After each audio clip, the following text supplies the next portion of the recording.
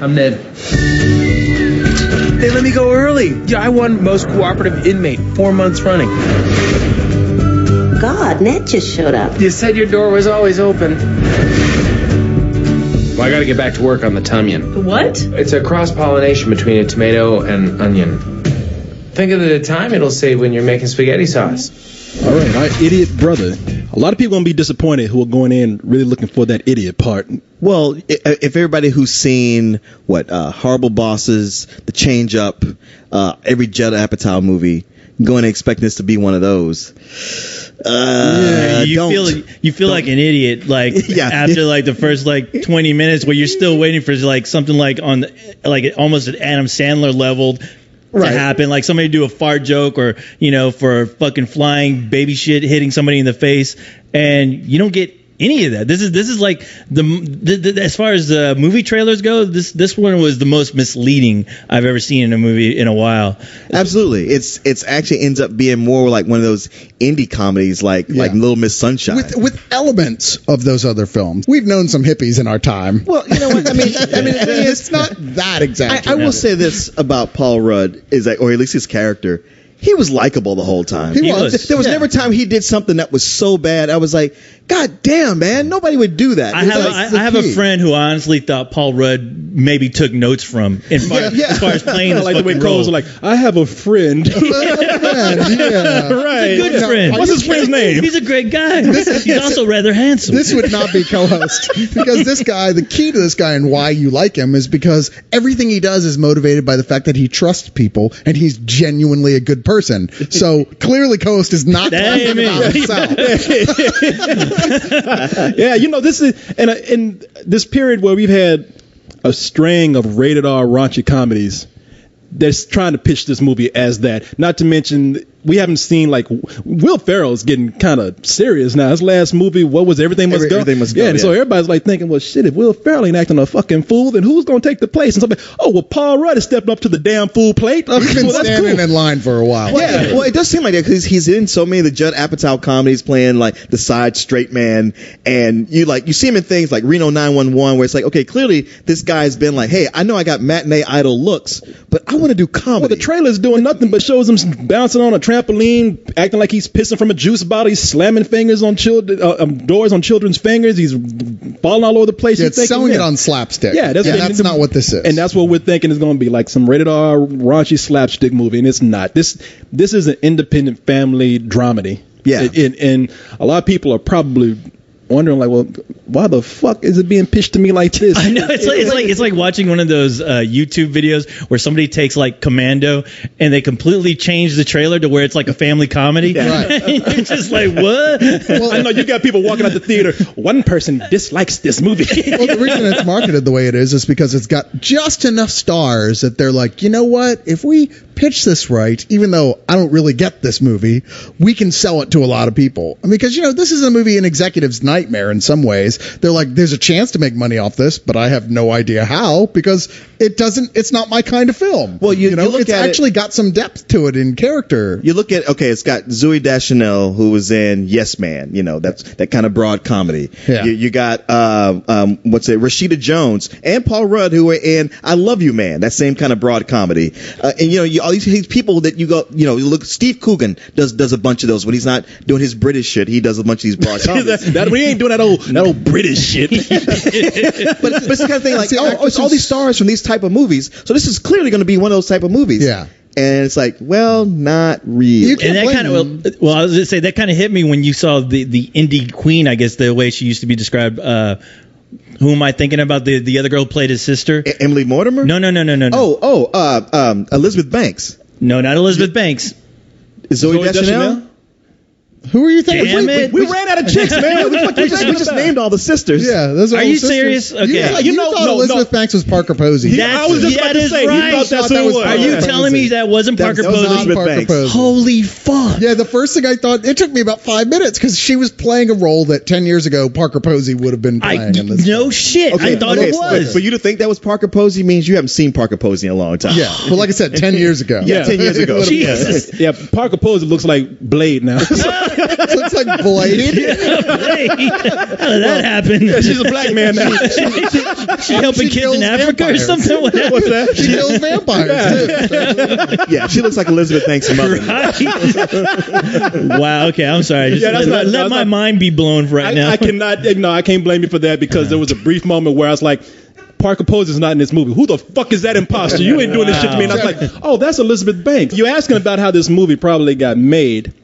Well, let me tell you what the movie's about. I can tell you probably how this got to come about because I've seen the director's one of this director's films before, and it sheds light on a few things there. Oh, okay. So you got Ned, who's like this sweet, lovable, but just fucking naive hippie, man. Yeah, just too hippie for his own just good. too hippie for his own good. He's Just been hippie to hiding the, from civilization Yeah. for way too long. Exactly. He's hippie to the point of stupid almost. Just too trusting of people. A cop comes up, and I don't care how naive Ned is. This was wrong, but a cop comes up and just entraps him by getting him to sell him some weed. Which is, you know what? It's just a kind of fucked up thing a cop would do. Yeah, Oh. I can smell you in I know. another theater, not even the same theater as me. I can smell you miles away getting pissed. I know. Furious. It's a movie, man. All right. Yeah, I was thinking cop killer during I that know. scene. I was so mad. I was like, man, the only way they can find somebody to arrest is to entrap him like that. Leon's over here Play on cooking his good bacon right now. nature. but yeah, he gets entrapped in a really bad way. But anyway, he kind of had it coming too because he sold weed to a uniformed officer. So If you're that dumb, you do have. yeah, it you coming. kind of need a lesson to go. Man, So I'm sorry. I know people like to say like, well, you're so dumb, you should go to jail. Like, no, dumb is not a crime. You shouldn't go to jail. Dumb, for that. in this case, dumb is pretty much a big fucking crime. Listen, Ned, you wouldn't happen to know where I can get some, you know what I mean? What? Roll it up, toke it up, do it up. Mary Jane? You know, officer, even if I did, do you really think I'd tell you? You're right. Sorry. It's been a hard week. Yeah? But not your problem. You have a good day. Officer. Here you go, officer. Have some rhubarb. Hey, thanks, man. Wow. How much do I owe you? Nothing. Seriously, I understand. I know what it's like to have a hard week. Well, thank you. But I just wouldn't be able to enjoy it unless I... All right, if you insist, $20. $20. Put it back into the produce. $20. Thank you. Excellent. You're under arrest. Really? Oh! You're under arrest. Oh, shit. But anyway, he goes to jail and does his dumb time. and he's let out. Tries to go back to his girlfriend. Girlfriend said, "No, you've been gone for too long. I got another guy. You not coming back to the hippie commune farm." She's like, I found a guy dumber and hippier than you. He got up with. Yeah, he got like flies in his beard. It's just, This guy's so dumb. He was in Yogi Bear. I think a tree gave birth to this motherfucker. Yeah. Right here. So he has no choice but to go back home to his family. Now, his family consists of the people that we were talking about. His sisters are played by Elizabeth Banks, Zoe Deschanel, and Emily Mortimer. They're all in they're adults now. Some of them have families. Like Emily Mortimer is married to a pretentious, snobby documentary filmmaker. Zoe Steve Coogan. Steve That's all you got to say. Is Yeah, married to this- Steve Coogan. Steve Coogan playing Steve Coogan. Yeah, I Yet know. again, and People you out get there is the like, idea. well, damn, Negro, that's all you have to say. Zoe Deschanel is in a lesbian relationship with Rashida Jones. I think. Yeah, who's like a high-end lawyer or something. Yeah, lesbian lawyer who loves to wear The man lesbian suits. lawyer. Yeah, the lesbian lawyer. Do you need legal counsel? Call the lesbian lawyer. There's a 1-800-LICK-MY, There's a TV series in this. Yeah, somewhere. See a spin-off. We'll then get you you out got- lickety split. What's Lucy Lawless doing? And then you got Elizabeth Banks, Damn, who is Elizabeth Banks. She's a professional, doesn't really have anybody, but Well, she's a journalist. Yeah, she's She's trying to move up the ladder. Yeah, she ain't got time for men business and romance. She's got a neighbor who's cool and maybe they could get along if she wasn't so fucking bossy. But anyway, all these girls got problems of their own. And when Ned comes back home, being naive Ned starts to find out all the dark secrets of everybody. And just by being Ned, he just starts talking. Doesn't know he's really saying things he's not supposed to, but starts talking a little bit too much. These skeletons of secrets start pouring out. All of a sudden, everybody's fighting with each other. Their lives are ruined. Turns out that Ned well, he's a dumb hippie. He's a good scapegoat, but these women. Well, he's a dumb hippie. He's a good scapegoat, but these women all have themselves to blame. And maybe Ned, maybe he'll be that magical, mystical hippie before he leaves. You might just learn something before you're done. Well, it's one of those where you go like, well, he's not so much my idiot brother as he is my blabbermouth brother. but it's the kind of thing where you get mad at somebody like, why did you tell them that I did that? You ruined everything. It's like, well, if you back it up, you kind of ruin it yourself by what you can't did. really get mad at Ned, man, because it's like this shit was gonna come up anyway. They're all living lives filled with guile. You know, I mean, they've built these little spider webs for each other that they've been in for so long that they're actually comfortable in them and forgot that they're in the middle of a web. Mm-hmm. He comes along just absolutely incapable of even understanding what guile is. Right. And he just wears everything and truth on his sleeve, and he fucks up all their shit. It doesn't help that the guy looks like if the dude if the dude from The Big Lebowski had a fucking kid and left him at the fucking at the bowling alley. He's just kind of you can't help but like the guy because all he does is he just wants to hang out, be with his family, smoke some weed, and fucking play with his dog. That's all the guy wants to do. I love his dog, Willie Nelson. Yeah, his awesome dog named Willie Nelson. Yeah,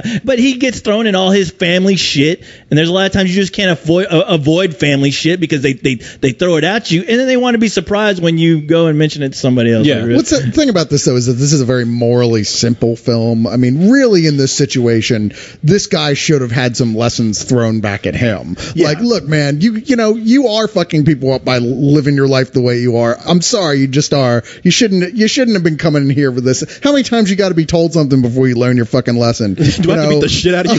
Seriously. Well, I like you, man, but I'm about to beat the shit out of you. You went to jail and you didn't learn shit. Well, yeah, I mean, come on. There is that thing where somebody's just like, hey, man, I'm not trying to take anything. I'm just trying to live, and I don't want your trip with responsibilities and having a job. It's like then go you're being away. a drain on everybody. You have a responsibility. But he has such a good way of kind of telling you, oh man, I know I fuck up, but I don't know what else to do. Hey, you know what, Cole? You're right. It's worked for me every day. I know. Oh, come on, man. You play that card masterfully. I know these guys. It was back in my college days. I remember you go like, man, those guys. That guy dropped out of college, but he's cool. We'll let him sleep on our couch for a week. One day, he smoked all the pot in the whole house. That's all I'm saying. What? Be cool, dude. And whatever. he was out. Well, Cyrus, you know what, man? You make a good point about something. Now, this character is a pulled back version of the character that I normally hate. And if this had been a Will Ferrell movie, he would have been the man-child, and we would have been asked to like him by no merit of that character's own. We just would have been said, hey, he's the main guy.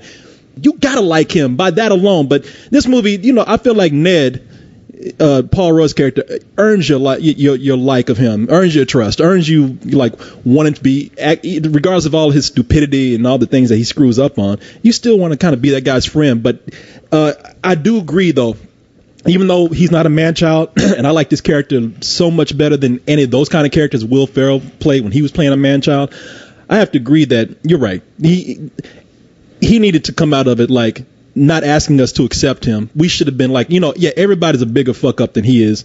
But it's still a give and take. Yeah, he needs to he should have come out learning all right, I've learned a lesson here where I had to mature also. Well, like I said, this is a film that's very simple morally. And in fact, it's pretty much a fable about modern day living more than it's supposed to be a realistic comedy on any level. I mean, that's the one thing that separates it from your normal indie comedy is that it's not really trying to show you real people. These are all kind of caricatures of people in modern city life, as it were, and their stress. And we just need to pull back and let that hippie part of ourselves guide some of our decisions. But no, you can't apply realism to this. But you know what? The thing is that I kind of can, because I've dealt with somebody like this, and the thing is, you could tell them over and over again, and they may have that inkling of oh man, I'm sorry, but they keep doing it. It's no, you're right. This is a guy who's in his 40s. Annoying. No, you're right. You start losing sympathy. Which I'm glad they just at the end they just didn't wrap it up and go, I've learned my lesson.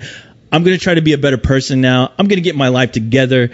everything's gonna work out peachy keen now. Make this miraculous transformation. I'm glad that they didn't do that. You're right that would be in real life. Like I said earlier, when we know this guy, we've encountered this guy. This is what would happen. But this is a fable. And after a while of watching it, I sort of just kind of gave in to the context of it and what it wanted to be. Because by the end of it, I'm with Corey. I did actually like him by the end. I was like, oh, fuck it. He's more of a symbol than a real guy in the context of this film. And in that sense, there is a sweetness to it. There's a sort of almost cartoon character fluffiness to him. That was hard for me not to embrace after a while. Well, I would say, like, with him and even with the rest of the characters, but mostly with him, as Corey brought up, like Will Ferrell and Adam Sandler, they play the kind of man-childs that it's annoying because you're like, no one like this exists. It would be man-children. Well, they're so mean-spirited in those they're mean-spirited, but it's like, you know what? No one in the world, I don't know anybody like this because they couldn't exist in the world. Sure. They couldn't exist without everybody turning on them, without the world itself making them reform and do something.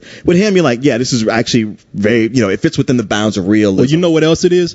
Because Will Ferrell and Adam Sandler, when they play dumb guys, they gotta yell every stupid thing they gotta say. And when, at least Ned, you're like, you know what, you're dumb, but you're quiet, and I like that. Well, yeah, and he's genuinely good. Now, what I will say that doesn't work so well in this movie for me, it's like, as much as all the positive stuff we're saying about it, it's got a real sitcom sensibility to it. A lot of the jokes just came right out of so many sitcoms I watched, and I was like, damn it, it's almost like this movie is straddling a line between being a good indie comedy, and yet it's like a good indie dramedy, like you said, but written by sitcom writers who are trying to break out, and it just kept dragging it back down and kept it from being more. I'm glad you than brought what that it up. was. I'm really glad you brought that up because, like, I was waiting for the Adam Sandler moment to happen because I'm like, give me something to laugh at. Because honestly, after like 30 minutes sitting there, I was like, wow, I'm already ready to give this some old bullshit because I have not laughed at all.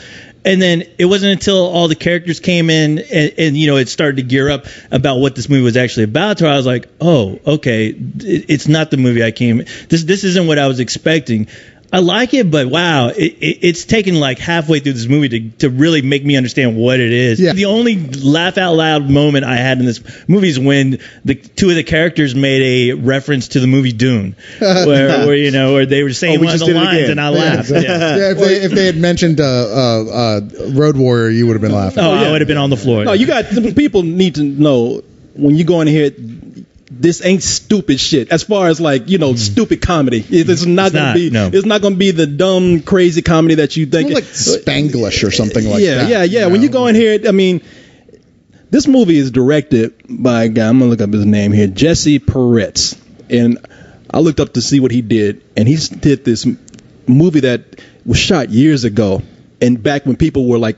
When it was trendy to shoot stuff on digital video, and people were trying to like create this new like cheap filmmaking trend that was happening. Like people would actually shoot on digital video, and they would project it on the big screen. You remember the day when we used to go to the theater and be like, "Damn, this movie looks like shit." Oh yeah, they still do that now, except now it looks like film. Well, the technology's gotten better. We have high definition. This was before high definition. This is digital video, standard video, and it looked like shit. What was the movie? The movie was called The Chateau.